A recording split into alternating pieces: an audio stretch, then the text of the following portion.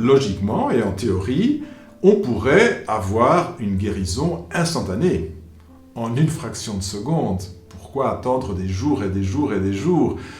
C'est vrai qu'il y a des cas de cancer, par exemple, qui ont été guéris avec le Reiki. On n'en parle pas beaucoup parce qu'on ne veut pas entrer en conflit avec les médecins, avec toutes les lois qu'il y a dans la plupart des pays autour de la santé.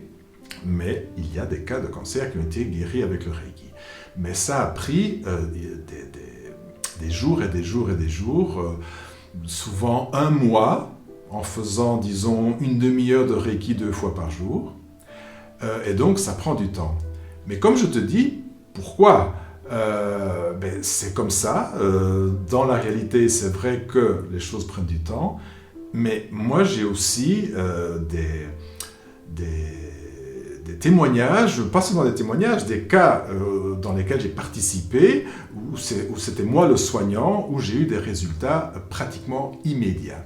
Et en utilisant cette technique, c'est vrai que j'ai des résultats très très rapides, parfois du jour au lendemain. Alors je ne te dis pas que je guéris le cancer en une journée, loin de moi de vouloir créer des illusions ou des attentes chez les gens, je te parle de choses un peu plus simples, mais qui sont quand même... c'est souvent des mots difficiles. Par exemple, je t'ai parlé dans une autre vidéo d'un eczéma, de quelqu'un qui avait un eczéma au point que ses mains étaient en plaie et qui saignaient.